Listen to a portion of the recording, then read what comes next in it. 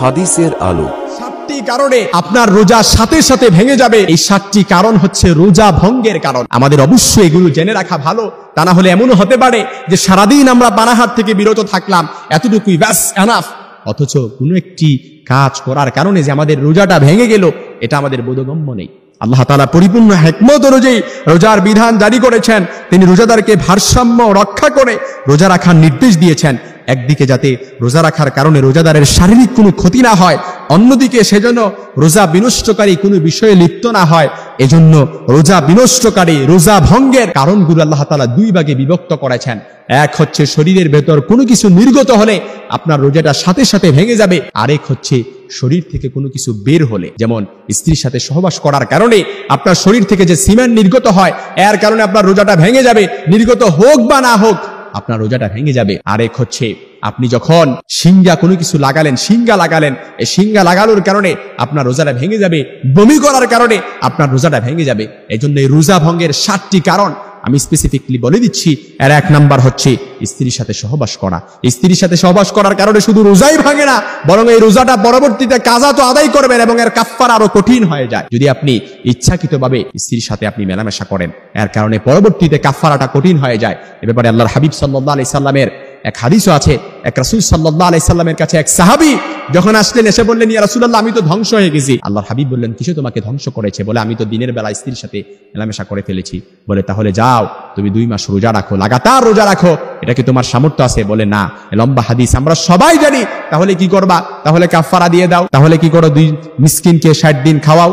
বলে, এতেও সামর্থ্য নাই। কি আছে? আল্লাহর হাবিব সাল্লাল্লাহু আলাইহি সাল্লাম খেজুর এনে খেজুরগুলো দিয়ে বললেন, যাও, এগুলো মিসকিনদেরকে দিয়ে দাও। বলে, ইয়া রাসূলুল্লাহ, আমার চাইতে বড় মিসকিন তো আর কেউ নাই। বলে, তাহলে তুমি খেয়ে নাও। তারপরও কাফফারা আদায়ের জন্য 2 নাম্বার হচ্ছে রোজা ভঙ্গের কারণ হচ্ছে মাস্টারবেশন করা। মাস্টারবেশনের কারণে রোজা শুধু আপনার ভেঙেই যাবে না, বরং এই মারাত্মক গুনাহ করার কারণে 3টি বিষয় আপনার উপর অত্যাবশ্যক হয়ে যায়। 1 নাম্বার হচ্ছে তাওবা করা, 2 নাম্বার হচ্ছে আল্লাহর কাছে একনিষ্ঠভাবে খালেসভাবে আল্লাহর কাছে মাফ চাওয়া, 3 নাম্বার হচ্ছে এই মাস্টারবেশনের কারণে কাফফারা আদায় হবে না, কিন্তু এর পরবর্তীতে এই রোজাটা আদায় করে নিতে হবে। 3 নাম্বার রোজা ভঙ্গের কারণ হচ্ছে পানাহার করা। আপনি রোজা অবস্থায় সুবহে সাদেক আপনি যখন সেহরি খেলেন, সেহরি খাওয়া থেকে সূর্যাস্ত নিয়ে ইফতার পর্যন্ত এর পূর্ব মুহূর্তে, এর আগ মাঝখানে আপনি যদি পানাহার করেন, তাহলে আপনার রোজা ভেঙে যাবে। 4 নাম্বার হচ্ছে যা কিছু পানাহারের স্থলাভিষিক্ত, যেমন শেখ সালেহ আল উসাইমিন রাহিমাহুল্লাহ, সৌদি আরবের প্রখ্যাত স্কলার, ইনি বলেছেন শরীরের মধ্যে যদি ইনজেকশন পুশ করা হয় তাহলে এটা খাবারের স্থলাভিষিক্ত হয়ে যায়। শরীরের মধ্যে যদি রক্ত পুশ করা হয় তাহলে এটা খাবারের স্থলাভিষিক্ত হয়ে যায়, তাহলে রোজা ভেঙে যাবে। শেখ সালেহ আল উসাইমিন রাহিমাহুল্লাহ উনি ওনার মাজমু আল ফতোয়ার মধ্যে কোট করেছেন। 5 নাম্বার হচ্ছে শিঙ্গা লাগানো। শিঙ্গা যদি লাগানো হয় কিংবা এ জাতীয় অন্য কোনো কারণে রক্ত বের করা হয়, তাহলে আপনার রোজাটা ভেঙে যাবে। এ ব্যাপারে সহিহ আবু দাউদের বর্ণনা এসেছে, যে ব্যক্তি শিঙ্গা লাগায় তারও রোজা ভেঙে যাবে, যে ব্যক্তি যার শিঙ্গা লাগানো হয় সেও তারও রোজা ভেঙে যাবে, দুজনেরই রোজা ভেঙে যাবে। 6 নাম্বার হচ্ছে ইচ্ছাকৃতভাবে বমি করা। ইসলাম কতটা ভারসাম্যপূর্ণ আপনি দেখেন। ইচ্ছাকৃতভাবে বমি করা কিংবা অনিচ্ছায় হোক, বমি করার কারণে আপনার শরীরটা দুর্বল হয়ে যায়।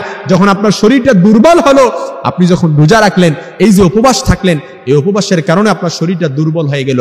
2টা দুর্বল একসাথে হয়ে আপনার মারাত্মক ক্ষতি হতে পারে। এজন্য ইসলাম ভারসাম্য বজায় রেখেছে। আপনার ইচ্ছাকৃত হোক, অনিচ্ছাকৃতভাবে হোক, বমি করলে আপনার রোজাটা ভেঙে যাবে। 7 নাম্বার হচ্ছে মহিলাদের হায়েজ ও নেফাসের রক্ত বের হওয়া। এই রক্তটা যদি ইফতারের 5 মিনিট আগেও যদি বের হয়, তারপর আপনার রোজাটা ভেঙে যাবে। কারণ ইসলাম হচ্ছে ভারসাম্যপূর্ণ। এই 7টি কারণে কোনো একটি কারণ যদি আপনার প্রকাশ পায় কিংবা আপনি যদি করে থাকেন, তাহলে আপনার রোজাটা সাথে সাথে ভেঙে যাবে। এই জন্য এই 7টি কারণ অবশ্যই আমরা নিজেরা জানবো এবং অপরদেরকে জানানোর চেষ্টা করব।